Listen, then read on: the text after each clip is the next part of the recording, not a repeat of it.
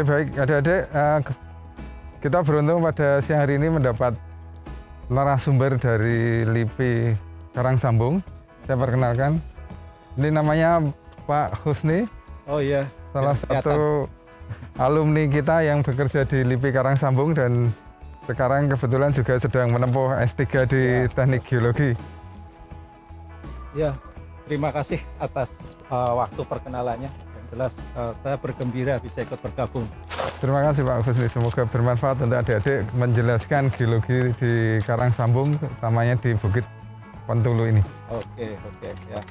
Terima kasih.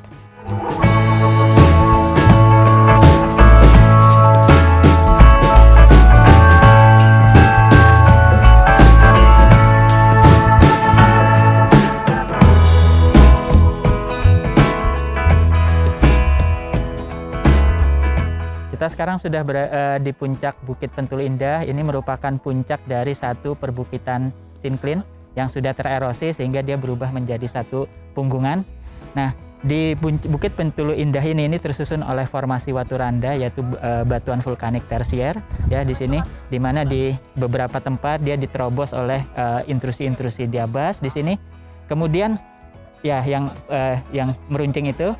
Nah, kemudian pada Bukit Pentulu Indah kita akan bisa melihat kontras antara morfologi yang disusun oleh batuan melangs atau batuan bancuh yang umumnya tersusun oleh batuan kerak samudra dengan perbukitan yang disusun oleh vulkanik waturanda tersebut. Nah, ini nanti Pak Nuk tolong dong jelasin apa kira-kira komposisi perbukitan melangs dan apa komposisi yang menyusun waturanda ini dan bagaimana stratigrafi mereka di dalam Karangsambung ini. Baik Pak Udin, saya akan menjelaskan pada adik-adik nanti apa saja komposisi dan geologi dari daerah di area Karangsambung atau di kompleks Lu'ulo. Baik, di sini saya akan menjelaskan tentang komposisi litologi dari penyusun kompleks Lu'ulo, apa yang kita lihat di belakang kita ini ya. Nah, kalau kita lihat di belakang kita, di belakang saya, sini kita lihat ada morfologi yang cukup menonjol. Sebenarnya di sana itu komposisinya adalah kita sebut dalam peta geologi sebagai kompleks melang Lu'ulo. Kompleks melang itu apa? Jadi kompleks ini tersusun dari batuan-batuan yang berasal dari lantai samudra dan dari prisma akresi. Nah, kalau kita berbicara tentang lantai samudra, coba amati dari model subduksi di sini ya. Nah, di dalam kompleks melangs di sana kita bisa mendapati batuan-batuan yang berasal dari lantai samudra. Batuan yang dari lantai samudra itu apa saja? Kita bisa mendapatkan apa yang disebut sebagai seri oviolit. Seri oviolit itu adalah seri batuan yang kalau kita potong penampang dari lantai samudra itu berupa dari mantel bagian atas sampai dengan sedimen laut dalam. Apa saja di sana? Di bagian bawah kita bisa mendapatkan batuan ultramafic ya. Kemudian mafic di sini kita bagi menjadi dua, yaitu gabbro, kemudian dolerit atau diabas ya, atau diabas. Kemudian di atasnya kita juga bisa menemukan basalt ya. Basalt ini bisa berupa Mid-Oceanic Ridge basalt ya. Kemudian di atasnya lagi kita bisa mendapatkan sedimen laut dalam seperti batu rijang,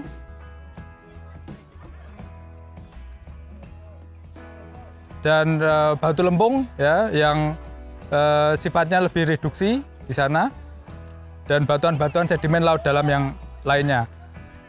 Di daerah kompleks Lu'ulo ini kita bisa mendapatkan batu rijang ini berlapis dengan batu lempung gampingan yang berwarna kemerahan.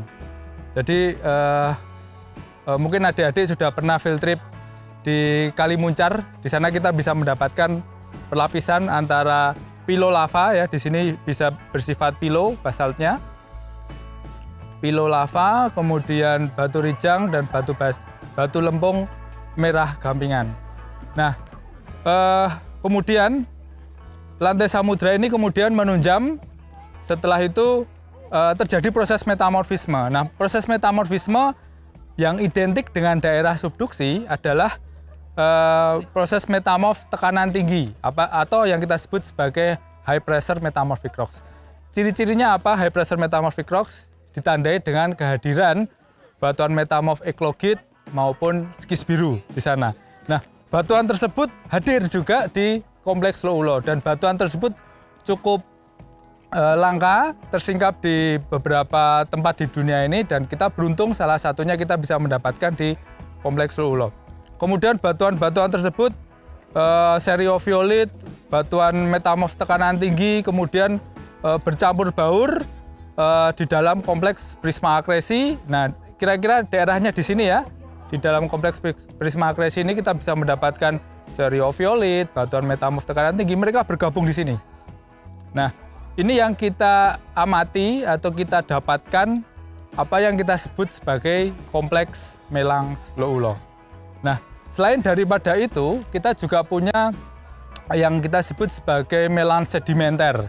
Nah, Melange sedimenter ini adalah sedimen pelongsoran gaya berat atau gravitasi yang terbentuk di slope yang cukup curam ya, yang cukup curam yang berada di sekitar zona penunjaman di daerah palung, dan di sana akan tergelincir batuan-batuan yang berada di sekitarnya dengan ukuran yang mega, yang cukup besar, yang kita sebut sebagai olistolit.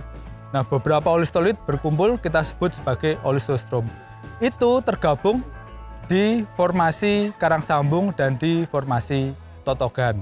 Nah, apa yang saya sebutkan sebelumnya di batuan metamorf tekanan tinggi, kalau didating berapa umurnya? Yaitu di umur sekitar 120 juta tahun yang lalu. Ya. Kemudian sedimen-sedimen yang saya sebut akibat dari pelongsoran gaya berat tadi, umurnya lebih ke Eosen, kemudian sedimen-sedimen yang berumur lebih muda atau tersier setelah umur pembentukan batuan metamorf tersebut. Yang menarik lainnya di daerah sini, kita juga bisa mendapatkan batuan intrusif atau batuan beku. Nah, cukup cukup kontroversi di sini. Mengapa? Karena kalau kita lihat dari setting tektonik yang berada di sini ya, seharusnya magmatisme ini akan terbentuk di dalam kerak yang ditunjam. Tetapi kita bisa mendapatkan batuan beku itu di dalam kompleks yang kita sebut dulunya adalah bagian dari prisma akresi. Nah, ini cukup menarik. Salah satu alternatif modelnya adalah ada subduksi yang membentuk batuan metamorf tekanan tinggi itu berhenti, ya, kemudian disusul oleh subduksi yang lainnya yang menghasilkan magmatisme, ada partial melting, ya, kemudian menghasilkan magmatisme, menghasilkan produk-produk gunung api di daerah yang dulunya adalah prisma akresi. Jadi itu kira-kira penjelasan batuan-batuan apa saja yang ada di dalam area di kompleks Lo Ulo ini. Baik, apa yang saya sebut sebagai prisma akresi tersebut, batuan yang bercampur baur, itu kita sebut sebagai melange tektonik. Sedangkan melange sedimenter yang saya sebutkan merupakan bagian dari proses sedimen akibat pelongsoran gaya berat, itu kita sebut sebagai melange sedimen. Di sini kita bagi menjadi dua, yang bagian bawah kita sebut sebagai formasi Karangsambung, sedangkan di bagian atas kita sebut sebagai formasi Totogan. Apa yang membedakan antara dua formasi tersebut? Salah satunya adalah di formasi Karangsambung kita akan lebih banyak mendapatkan olistolit yang terjebak atau berada di dalam matriks lempung, ya. Nah, olistolit itu di sini apa saja? Kita bisa mendapatkan batu gamping nomulites, kemudian konglomerat polimik, dan beberapa batuan-batuan yang secara stratigrafi kita tidak bisa mendapatkan kelurusannya, atau kita tidak bisa melacak lagi strike dan di batuan tersebut. Jadi hanya setempat-setempat kita dapatkan di area ini. Ya, untuk formasi totogan, apa yang membedakan dengan formasi karang sambung selain dari fragmen-fragmen olistolitnya yang sudah jarang kita dapatkan, juga kehadiran dari batuan-batuan beku dan batuan vulkanik yang cukup banyak dijumpai di formasi totogan. Salah satunya apa yang tersingkap di intrusi Dakah ya, itu merupakan bagian dari, ada yang menyebutkan merupakan bagian dari formasi totogan, dan beberapa aktivitas vulkanik di dalam formasi totogan seperti kita temukan ada lava basalt dan lain-lain. Itu yang membedakan antara formasi karang sambung dan formasi totogan. Baik, untuk aspek morfologi dan tata penggunaan area ini dalam konsep geowisata maupun geopark nantinya akan dijelaskan oleh narasumber kita, Pak Kusni. Silahkan Pak Kusni. Baik, geopark itu ya terdiri dari 3 komponen utama, yaitu keragaman geologi, keragaman biologi, dan keragaman budaya. Keragaman ini kemudian dikemas menjadi sesuatu yang menarik di dalam konsep yang kita kenal sebagai geowisata. Jadi geowisata itu sebenarnya menggabungkan antara keragaman-keragaman geologi, biologi, dan budaya. Tetapi biologi dan budaya ini bukanlah menjadi sesuatu yang terpisah. Karena kita tahu bahwa biologi, aktivitas-aktivitas budaya yang berkembang di situ itu terkait dengan kondisi alamnya. Ya, jadi hal-hal ini harus dikaitkan dengan ini. Nah, di dalam konteks ini, kawasan karang sambung ini sudah kita kembangkan menjadi geopark nasional karang sambung Karangbolong, yang luasannya adalah dari arah selatan ini di Karangbolong, kemudian sampai ke utara di Karang Sambung, mencakup kira-kira sepertiga wilayah Kabupaten Kebumen. Nah, kawasan ini ada 12 kecamatan dan 117 desa, dan ini diharapkan sebagai lokomotif penggerak ekonomi masyarakat ke depannya. Ya, di dalam kawasan ini ada berbagai macam geosite. Geosite itu apa? Geosite itu contohnya adalah tempat ini. Ya, jadi lokasi yang secara geologi itu menarik, ya, dia bisa bercerita tentang bagian daripada evolusi bumi. Nah, itu adalah kita bisa tingkatkan menjadi geosite. Tetapi sebelum menjadi geosite, itu kita harus melakukan pemetaan keragaman geologinya dulu. Kemudian dari situ kita screening lagi menjadi geoheritage. Nah, kemudian dari geoheritage kita petakan lagi menjadi geosite. Di tempat kita, di Karang Sambung Karangbolong Geopark ini ada 41 geosite. Ya. Nah, diharapkan setiap geosite nantinya itu bisa memberikan impact ekonomi kepada masyarakat. Melalui apa? Kegiatan geowisata. Tetapi kita perhatikan bahwa geowisata bukan hanya geologi. Geowisata itu juga ada biologi, ada culture yang terkait dengan geologi. Geopark itu juga bukan hanya geologi. Geopark juga bukan hanya wisata. Tetapi geopark adalah kawasan, konsep pengembangan kawasan secara berkelanjutan, di mana di situ ada aspek-aspek konservasi, konsep edukasi, kemudian satu lagi adalah ekonomi lokal. Jadi suatu geopark tanpa ada aktivitas ekonomi lokal memberikan impact begitu, tentu menjadi tidak menarik. Berbeda dengan konsep konservasi masa lalu. Kalau konsep konservasi masa lalu, dia dikonservasi nggak boleh diapa-apakan. Kalau di geopark masih dimungkinkan dilakukan aktivitas ekonomi yang berkelanjutan.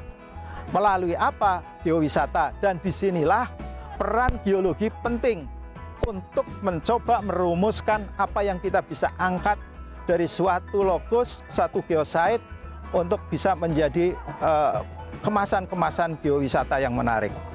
Saya kira ini tantangan kita ke depan, bagaimana geopark bisa memberikan manfaat lebih banyak kepada masyarakat, dan aspek edukasi geologi juga berjalan. Saya kira ini poin penting Kebumen mencoba melakukan membuat suatu rumusan geopark, dan mudah-mudahan di tahun depan kita bisa tingkatkan geopark kita, geopark nasional ini menjadi geopark global UNESCO. Baik, setelah kita memahami gambaran sekilas tentang geopark dan geowisata, saya kira kita teruskan pembicaraan ini kepada Pak Sabtono. Kami persilakan, Pak. Baik adik-adik, jadi kita semua sudah mendapat penjelasan dari Pak Salahuddin dan juga dari Pak Nugroho, serta aspek penerapannya dari Pak Husni selaku orang LIPI yang ada di Karangsambung ini. Sekarang giliran saya untuk memberikan tugas pada adik-adik. Seperti biasa, tugasnya adalah bagaimana adik-adik bisa merekonstruksi dari kondisi geologi yang ada di sini yang sudah dijelaskan tadi.